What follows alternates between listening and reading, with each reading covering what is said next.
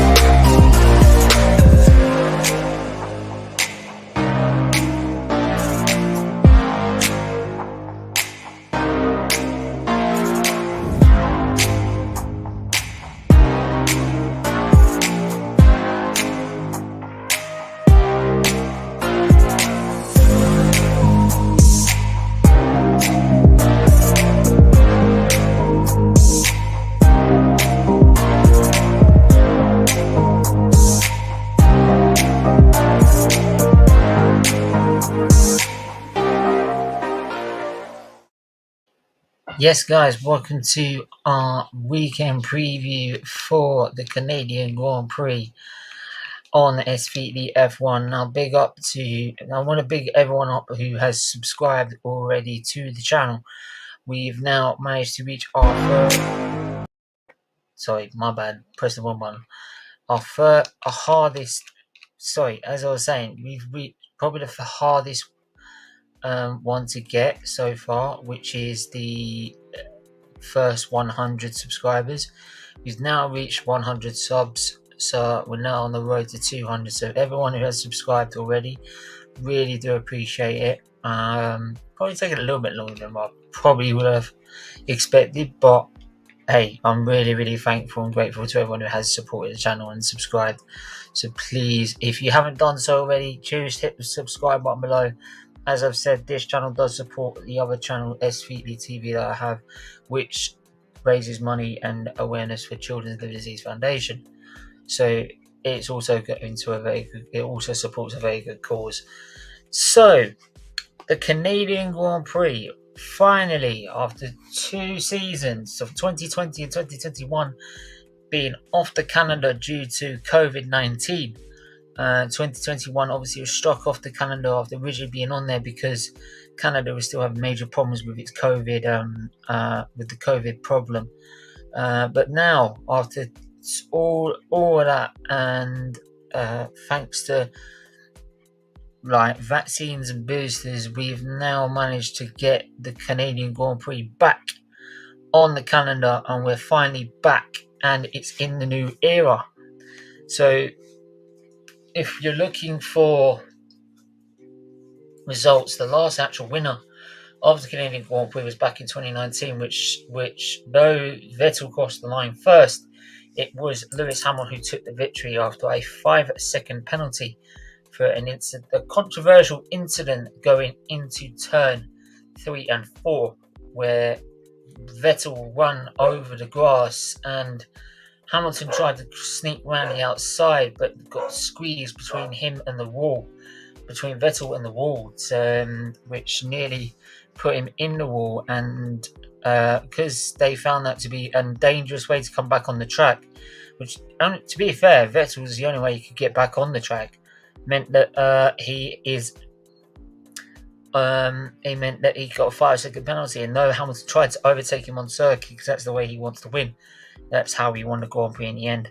So I'm going to quickly show you the stats for the Gilles Villeneuve circuit. Obviously, the circuit being named after the legend himself, Gilles Villeneuve, who unfortunately was I can't remember exactly when it was. Do you know what? I usually remember exactly when he passed away. But yeah, he passed away in 8th of May 1982 after a tragic accident in practice at Zolder, where he literally landed vertical, which shot him straight out. Though with the safety harness, shot him straight out of the car and into the barrier himself. So nasty accident that was, and tipped to be was tipped to be a world champion. Definitely, he had the speed, he had the guts, he had the absolute. Some people still look up to him as one of the true F1 greats, despite the fact he hasn't won a championship. So that's how rated this guy was. And despite his son Jacques Villeneuve winning a championship in '97, everyone remembers Gilles Villeneuve, not his son, which is very surprising. And so he's somewhat would have bear that in mind when he wants to start criticising current drivers like he did with Hamilton a few years ago. So, but anyway, we moved to the first Grand Prix was held back in 1978, and it's been on the calendar ever since, and it will continue to be on the calendar because it's such a great circuit. It's like Monaco, but it's very fast. It's not an actual street circuit, but the barriers are so close to the circuit as well, so it's kind of like a Monaco circuit. But it's kind of like maybe sort of more Australia, where you've got chicanes that have gravel traps if you get it wrong, or runoff areas. But like the back straight is sector 3, sector 1. They're very, very close to the walls, and easy to make a mistake and stick it in the wall. Very easy. Especially in the wet. We remember it was also the place where we had the longest ever Grand Prix of 6 hours, where Vettel led most of the Grand Prix, then lost it through literally one mistake that he made in turn 6, which gave Button the victory on the last lap. If he didn't make that mistake, he would have won the Grand Prix, I believe. So it's very easy to make mistakes around here. Don't forget the last corner, turn 13-14. The wall outside there is notoriously known as the Wall of Champions, after 1999, where 3 world champions went out at the same corner. Michael Schumacher, Damon Hill, and I believe the other one was, I think it was Mika Hakkinen, I believe, who went into the wall. It was either Mika Hakkinen or Jacques Villeneuve, either one of them, that went into the wall in that part of the circuit on the last corner. It's very easy because the curbs are much higher than they were probably a couple of years ago. And what we've noticed in practice, a lot of teams, because of the stiffness of these cars, and we've seen that because of the amount of porpoising problems that people have been having, the bouncing, that because of how stiff these cars have to be, that most teams have been avoiding. The only ones that have been taking the curbs on that final chicane have been Ferrari. They're the only ones that have been feeling confident. Everyone else has been trying to avoid them. Which, if you're trying to avoid them, you can actually lose time, because instead of trying to be aggressive on them. So, but I think in the qualifying session today, you might find that a lot of teams will try and avoid it, because, and I'll give you for why. Because the weather forecast is very interesting. It's supposed to be a dry race for tomorrow, but looking at the weather forecast is Saturday 14 degrees but heavy rain, so it should be raining. As of now, it's 3 p.m. So that it's 3 p.m. their time at the minute. So it should be raining for the Grand Prix itself, for the qualifying itself, which makes it very interesting. Going for especially to see who gets on pole. There might be a few surprises. In terms of the fight for pole position, one driver that will not be on pole position will be Charles Leclerc. The one who usually gets pole positions is not going to be on pole position for this Grand Prix due to his systematic failures of his engine. He will take a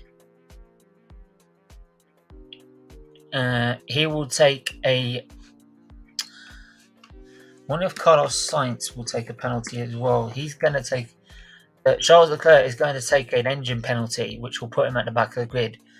They know they're going to put him at. They know that Charles Leclerc is going to take a penalty for this Grand Prix. So what they're going to do is they're going to put, because they know they're going to take a penalty, you might as well try and get us all the components in there. So, for example, if you're going to take a new engine, which is going to put you back 10 places, you might as well take the other 5 parts of the power unit, right, and do it all in one hit, so you'd only get penalties for this Grand Prix, for example. So that way you don't get any other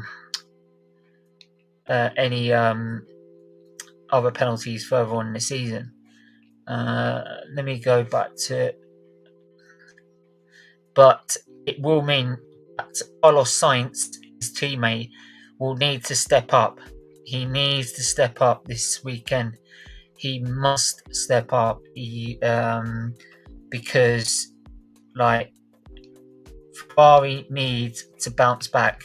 They need to stop this streak of wins that Red Bull have been managing to produce every single weekend, right? And they need to stop it now. If they want to keep fighting for this championship, they've got to stop it. Right? If they want to stop Max Verstappen becoming a 2-time world champion, they need to stop it right now. And I'm gonna, in terms of Mercedes, right? Hamilton described after second practice, his car was an absolute disaster, undrivable. They went through absolutely the setup again by Hamilton trying to push the setup to absolute extremes, and he sees the more that he's trying to do to try and get some improvements out of this car. It seems to get worse and worse and worse, and it's getting to a point now I'm getting pissed off now. I'm really getting pissed off at Mercedes, right? Don't forget, it was Mercedes that said at Monaco last year, we're saving money because we want to invest in next year's car so we don't fall behind, right? So we be ahead of the grid. Well, you might as well spend all the money. Because if you spent all the money last year, Hamilton would have won the championship at a cruise. So Hamilton's been sacrificed a driver's title, a record-breaking driver's title, for fuck all. For a car that is an absolute pig to drive. He's been sacrificed that championship last season and all the money to spend to try and win it for fuck all. For nothing. When Red Bull spent all their money and now look at them, they're still ahead. How is that possible? That's what I want to know. I actually want to fucking work that one out. How is it Red Bull could spend all this money and yet still be ahead in the next season? That doesn't make sense. I'm sorry, after what I saw last season, right? After what I've seen from last season, right? I'm not ruling anything out in terms of corruption or anything like that, or favouritism. I'm not even joking. I don't rule anything out now. I used to thought F1 was a very clean sport in that area, but after what I saw last season, I wouldn't be surprised if there's more favouritism towards fucking Red Bull, right, and Verstappen, right? Because don't forget, Verstappen hardly gets any penalties these days anyway, does he? He gets away with goddamn murder. There's about numerous things I could point out in every Grand Prix that he does wrong, and he can get a penalty for, and yet he doesn't get anything. Right? Yet if it was another driver, he'd get absolutely shafted. Right? And to say that the FIA, right? Well, the drivers asked how the FIA are playing right now, like in terms of how they've improved from last year. They didn't want to comment. That says a lot, doesn't it? Right? So even they're not ruling out fucking, like, they're not ruling out corruption. You know what I mean? It's an absolute joke. Absolute joke. Yeah, the club will have to take a penalty. As you can see, like you can see, absolute wets have been needed. Verstappen has been spinning at turn 2. Magnussen troubles in continuing P3. You're going to see this a lot probably in the qualifying session as well. People like trying to make sure they don't collide with the wall. But you're going to see a lot of mistakes this weekend. As you can see, look, there's been numerous mistakes in this last practice session. So it's going to be a very interesting qualifying. And the qualifying will be live here. We'll be doing a watch along to it. 8:45 we go live for that. So a 9 p.m. start. So make sure you're there for that. I do believe it is let me just check that again. Should be an 9 p.m. start. As far as I checked, it was schedule. Yeah, it is. So there we are.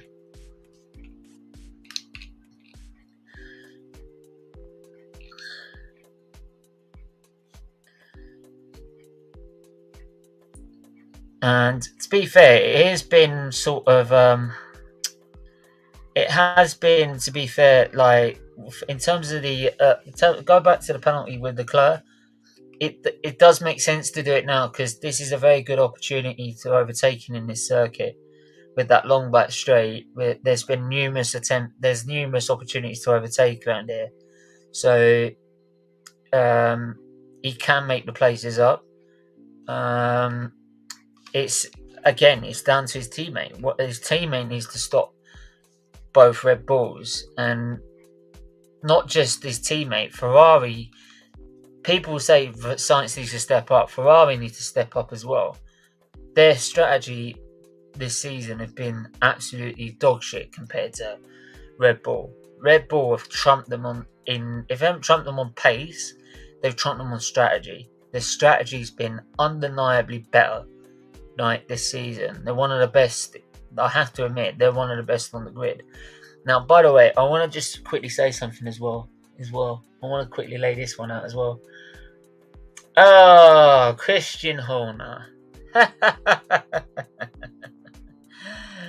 Right, so as we all know, there's been a new technical directive. The FIA have made it very clear, because of what happened last season and last weekend in Azerbaijan with the porpoising, they've sort of raised the ride height a little bit to try and sort of combat the issue.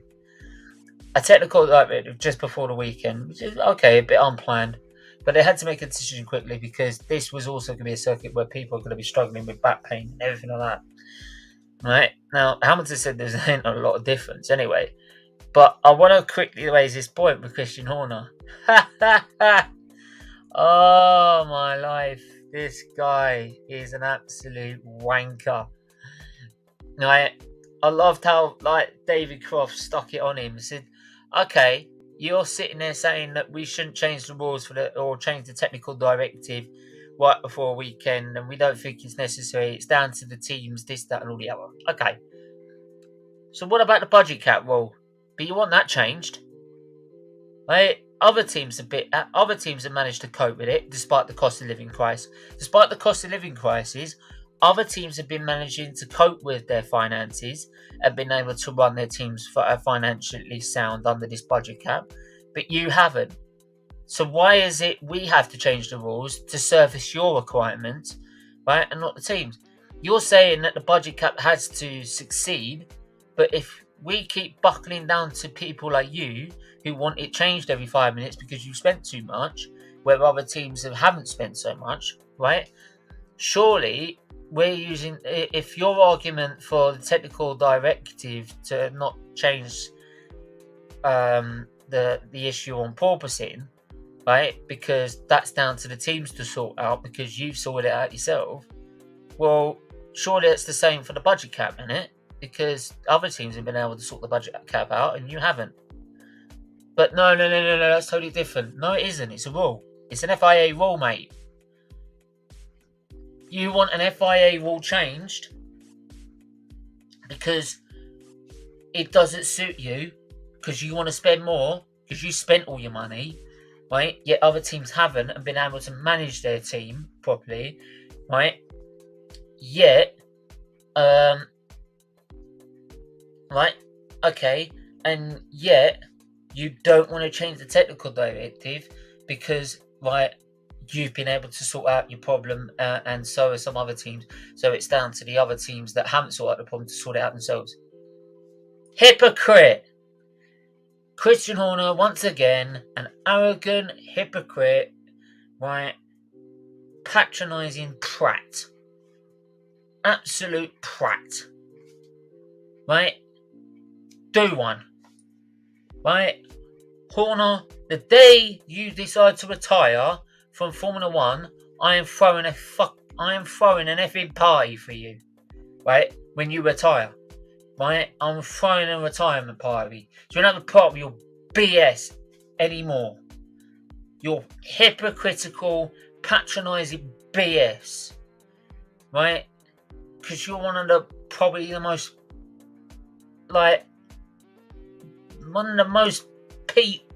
people on fucking F1 that I cannot stand.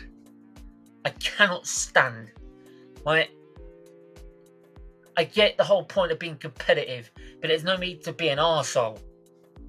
And you're an arsehole of the highest degree. The highest degree. Absolutely. Right? And anyone that disagrees with me, right, there you go. If you think, put in the comments below after this, what do you think of Christian Horner? Do you think he's an absolute genius, or do you think he's an absolute arsehole? Right? Let me know, because I'd love to find out, because I'm sorry, some of what he comes out with is complete bollocks. Complete bollocks. And I cannot stand it. Right? I cannot stand it. There's a way of being competitive, and it's called having some respect. If the FIA have decided to change this rule because of safety, don't care what you say, mate. Safety comes first, whether you like it or not. Right? And if you think if you think teams should sort it out themselves, right, rather than the interest of safety, says a lot about you as a person, mate, doesn't it? Right? But then again, you tried to defend Max Verstappen for brake testing Lewis Hamilton, didn't you? So there you go. You tried to blame it on him. You tried to blame it on Hamilton when actually it was Max Verstappen who brake tested on him, right? And just another act that Verstappen has done that's been totally against the safety of Formula 1. So there you go. You only like safety when it's good for your team. That's the only time you like it. So there you go.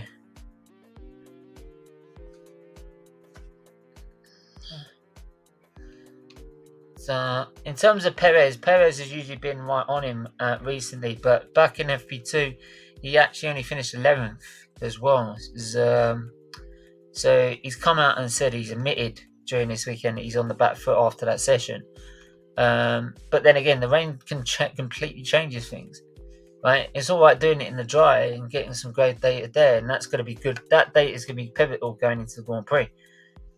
But in terms of qualifying, in terms of the wet, it completely changes things. So you never know. By the way, Tsunoda is also going to take a penalty as well. So I believe Tsunoda will be right at the back of the grid. because I think Leclerc will be in will qualify ahead of him, I believe. If he qualifies ahead of him, then I believe he will start 19th, and Tsunoda 20th. I think that's how it works. Not if that Tsunoda admits he's going to take a penalty first. So, but yeah, he's having to take more power units already because don't forget, each team's only allowed three components. There's 6 components of the power unit, and every team is allowed 3 parts of each component, apart from 2 components. So out of the 6 components, there's 4 components that you can have 3 of them, right, for each of one of them, and then the other 2 you can only have 2, which is the energy store and controlled electronics. You can only have 2 of those, and the internal combustion engine MGU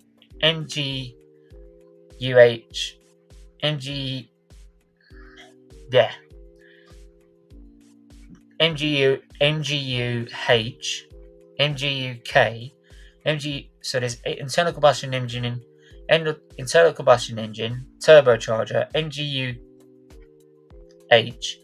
MGUK, sorry.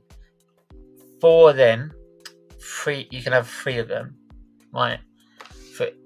Of each one of them. So, and because obviously one of them has blown up on Charles Leclerc, that's why they've decided to take the penalty now, because they're going to have to take it at some point this season, because it's way too early in the season.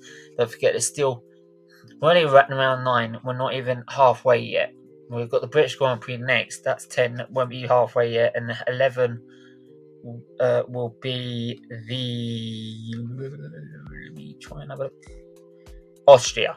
So Austria will be halfway through the season, which we all know is an absolute stronghold for Max Verstappen. So interested to see how the British Grand Prix gets on as well, and how Mercedes do there.